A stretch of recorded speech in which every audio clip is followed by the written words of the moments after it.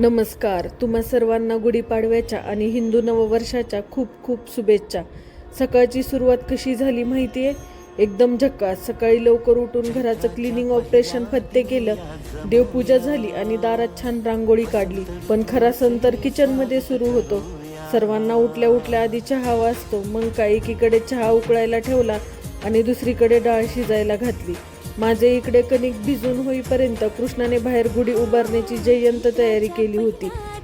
म्हणजेच टीमवर्क एकदम जोरात होतं. पुरणपोळीचा स्वयंपाक म्हटलं की पसारा तर होणारच ना, पण तो पसारा आवरताना एक वेगळीच मज्जा असते.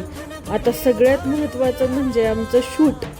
गुढी उभारण्याचं मस्त शूट करायचं ठरवलं होतं, पण आमचा उत्साह एवढा की कॅमेरा ऑन करायचं विसरलो. बटन ऑफच राहिलं. चला असू द्या, काही हरकत नाही. काही आठवणी शेवटी मनात साठवायच्या असतात.